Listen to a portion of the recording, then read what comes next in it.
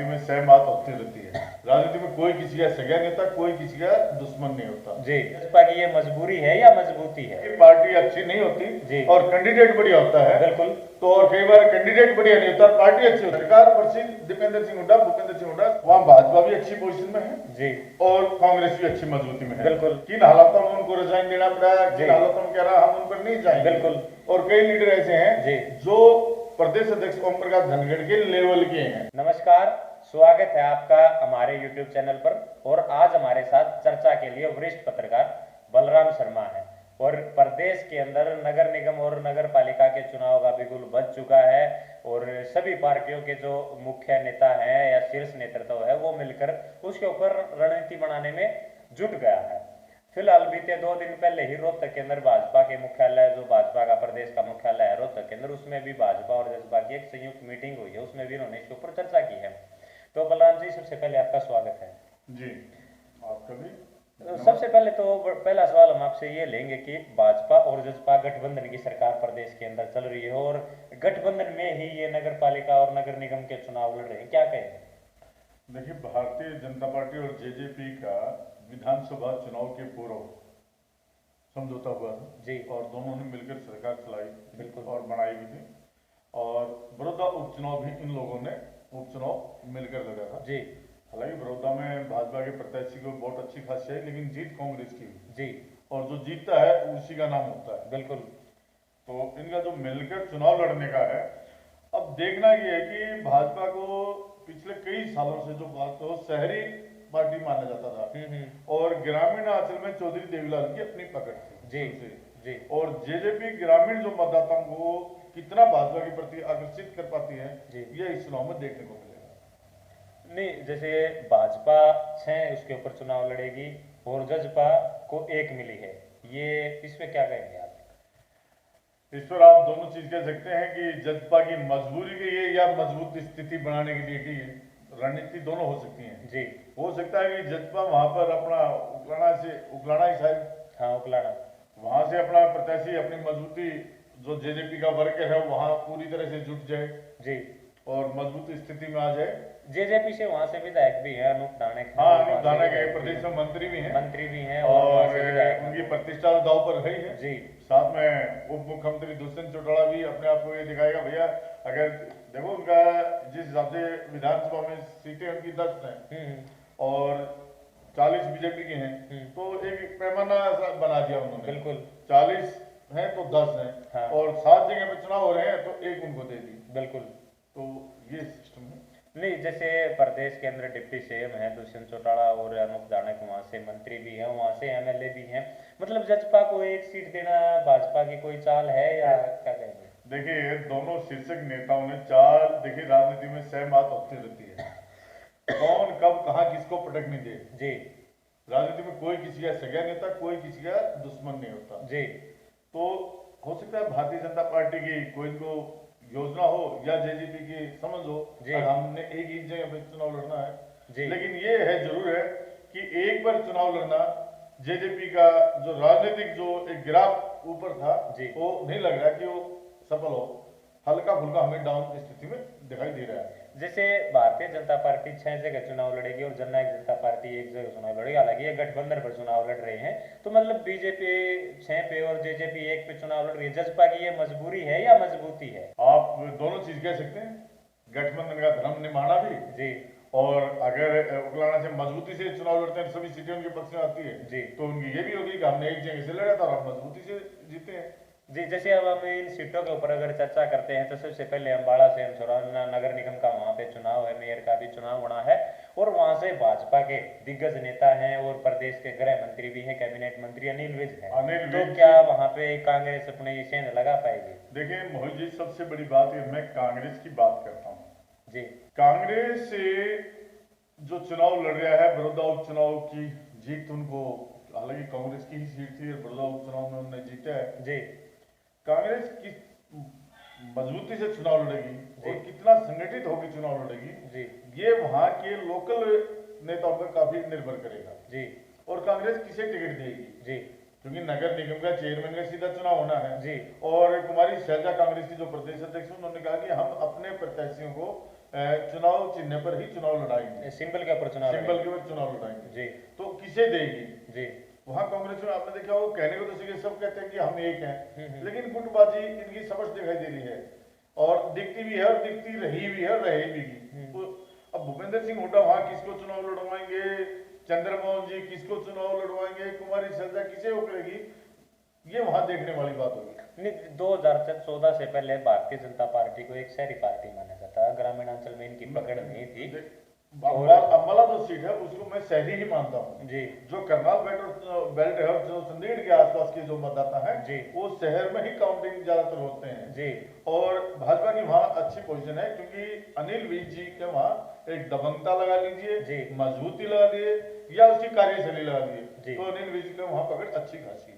तो लगता है कि भूपेंद्र हुड्डा को या कांग्रेस को वहां पे अच्छी खासी टक्कर मिल सकती है या कड़ा चुनाव होगा, कड़ा चुनाव। उसके बाद में हम सोनीपत नगर निगम का चर्चा करते हैं तो सोनीपत से सांसद है रमेश कौशिक हैं और कई बार देखा जाता है कि जो शहरी चुनाव होते हैं, नगर पालिका नगर निगम का जो चुनाव होता है उसके अंदर जाट और नॉन जाट की बड़ी कड़ी रणनीति होती है, उसके अंदर एक अहम कड़ी के ऊपर होता है। मौजी मैं आपके इस सवाल पर बड़ा खुलकर जवाब देता हूँ, मैं मतदाताओं से भी अनुरोध करूंगा जी कि हरियाणा की राजनीति में बहुत खुलकर ये जो जात पात की जो बात आ रही है जी, ये नहीं होनी चाहिए जी। और एक भाईचारा बनाकर रखना चाहिए और कैंडिडेट को देखकर जरूर मतदान करना चाहिए जी। बिल्कुल ये नहीं होना चाहिए अमुक जाति का है या उस जाति का है इसको मैं वोट दूं या इसको मैं नहीं दूं।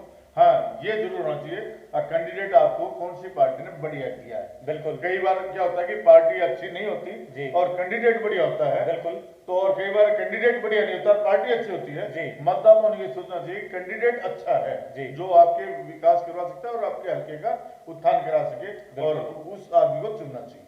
तो सोनीपत से जो सांसद हैं वो रमेश कौशिक हैं, तो मतलब क्या कहेंगे, क्या लगता है? देखिए सोनीपत से आपको बताता हूँ कविता जैन जी मंत्री रही हैं, तो बिल्कुल एक बार मंत्री रही हैं जी, और राजीव जैन जी वहां से अच्छे हो रहे हैं और रमेश कौशिक भी वहां से सांसद और उनके परिवार का एक वहां से विधायक भी है। बिल्कुल।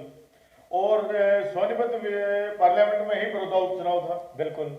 बड़ौदा उपचुनाव भारतीय जनता पार्टी हारी है। बिल्कुल। और पुराने रोहतक में क्योंकि ये जो चुनाव है ना नगर निगम का चुनाव जी, ये भविष्य की एक चलती है कि लाइन खींचने की तैयारी में लगा हुआ है जी। अगर बड़ौदा के बाद चुनाव हो रहा है जैसे सोनीपत नगर निगम जी, यहाँ प्रदेश के पूर्व मुख्यमंत्री भूपेंद्र सिंह हुड्डा व दीपेंद्र सिंह हुड्डा ने जी वही ताकत लगानी पड़ेगी जो उन्होंने बड़ौदा उपचुनाव में लगाई। बिल्कुल। और उनकी बीजेपी की रिस्क के लिए ये चुनाव फिर वही होगा जी, इसमें बाकी कोई नहीं होगा जी। भाजपा वर्सेस भूपेंद्र सिंह हुड्डा जी, दीपेंद्र सिंह हुड्डा, सरकार वर्सेस दीपेंद्र सिंह हुड्डा भूपेंद्र सिंह हुड्डा। सोनीपत का यही चुनाव होना है और यही चुनाव मैं नगर पालिका सापला की तरफ आपको लेकर चल रहा हूँ जी। गठबंधन वर्सेस विपक्ष रहेगा सोनीपत में। गठबंधन भारतीय जनता पार्टी और जननायक जनता पार्टी या गठबंधन और नहीं मैं इसमें कह रहा हूँ सरकार कह रहा हूँ दोनों चीज तो है जी, लेकिन भाजपा को मैं विशेष महत्व दे रहा हूँ भाजपा और भूपेंद्र सिंह हुड्डा जी। मैं यहाँ गठबंधन की इतनी नहीं मानता जी जितना बड़ौदा उपचुनाव में भी नहीं मानता था। बिल्कुल। भले ही दोनों कहते हैं कि आपस में उन्होंने बड़ा संगठित चुनाव लड़ा और मजबूती से लड़ा, अगर दोनों की वोट अगर इकट्ठी होती तो वहां से कांग्रेस का प्रत्याशी नहीं जीतता। बिल्कुल। ये तो कल ही आप सबके सामने आंकड़े बता रहे हैं कि जेजेपी वाले को कितना मिला था, बीजेपी वाले को कितना मिला था जी। मैं इसीलिए भारतीय जनता पार्टी का चुनाव कह रहा हूँ जी और भूपेंद्र सिंह हुड्डा का चुनाव होगा।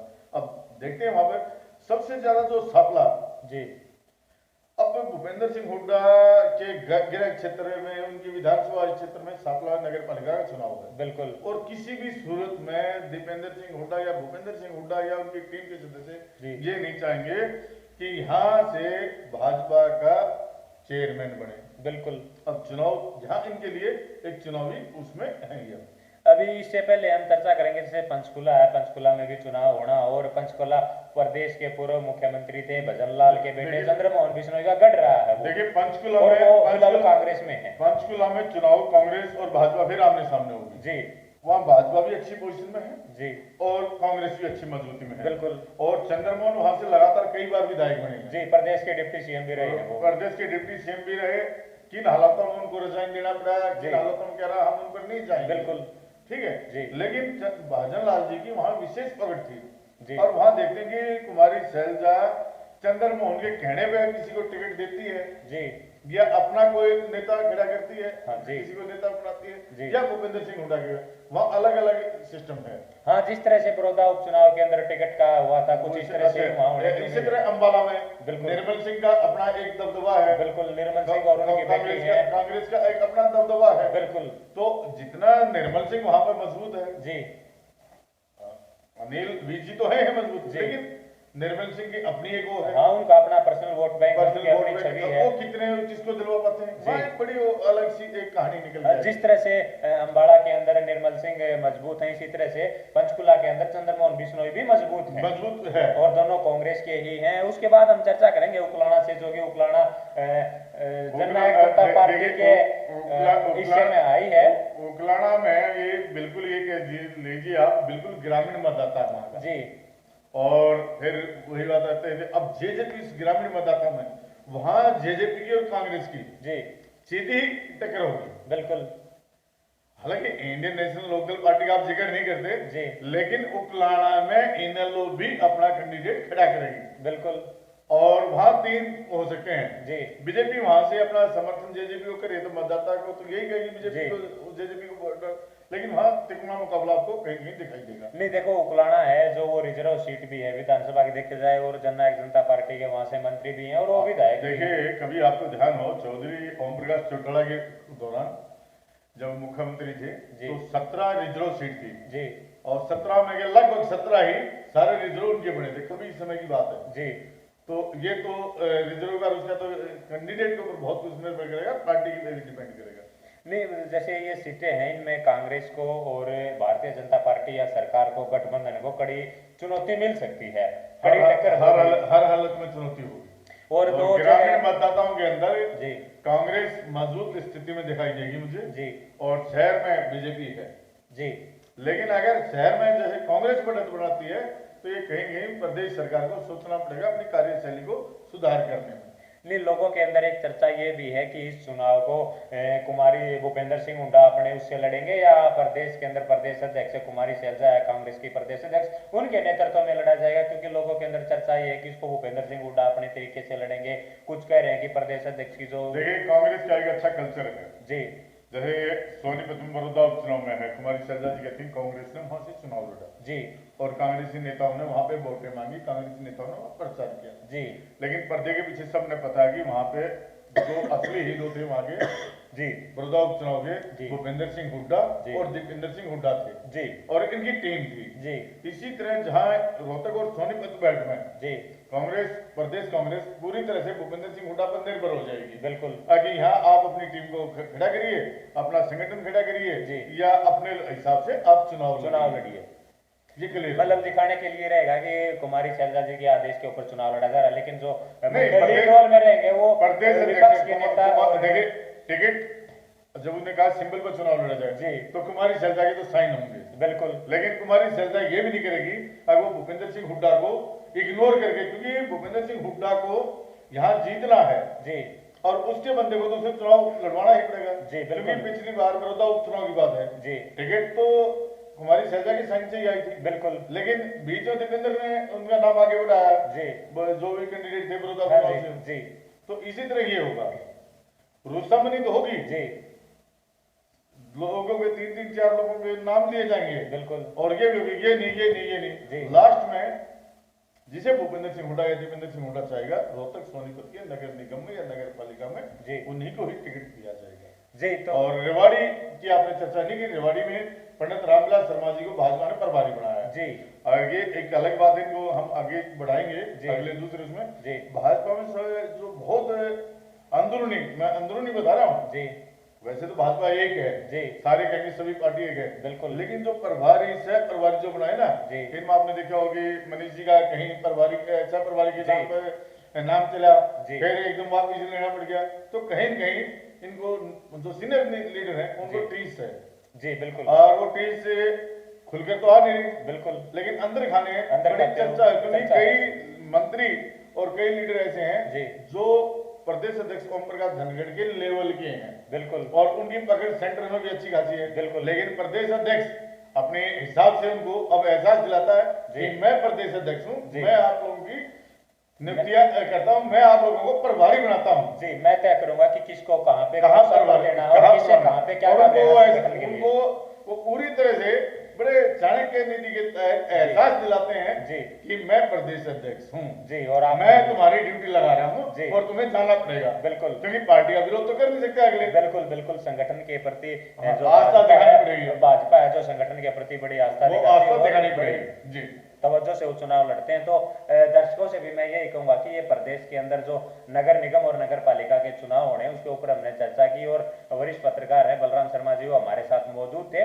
और अगली कड़ी में हम यह भी बताएंगे कि किस नगर पालिका है, किस नगर निगम में किसकी कड़ी टक्कर होने वाली है और ये तो भविष्य क्रम में है, कौन जीता कौन हारता है, किसको टिकट मिलती है, भूपेंद्र सिंह हुड्डा की चलती है या कुमारी शैलजा की चलती है या ओम प्रकाश धनखड़ की चलती है, वो संगठन की बातें ये अपने लेवल पर तय करेंगे। लेकिन एक चीज जरूर है कि जो जननायक जनता पार्टी के वोटर हैं या उसके समर्थक हैं उनके लिए एक सबक जरूर है कि उनको साथ में से केवल एक नगर पालिका मिली, वो भी उकलाना जो कि विधानसभा से रिजर्व है और वहां से उकलाना से एक मंत्री हैं अनूप धानक उनका एरिया है। मौजी इसमें ये है, आप इसमें भी ये देखना है कि नगर पालिका के चुनाव, नगर निगम के चुनाव में जी जेजेपी का मतदाता जी बीजेपी पे कितना खरा उतर पाता है। बिल्कुल बिल्कुल बड़ौदा चुनाव के अंदर भी स्थिति देखी गई थी और दोबारा से अगला जो विषय होगा हमारा यही विषय होगा बिल्कुल कि इसमें किस हिसाब से और कैसे चुनाव लड़ते हैं। जी। तो हमारे साथ वरिष्ठ पत्रकार बलराम शर्मा जी थे। सर इसके जुड़ने के लिए आपका बहुत बहुत धन्यवाद। धन्यवाद मौजी आपका भी।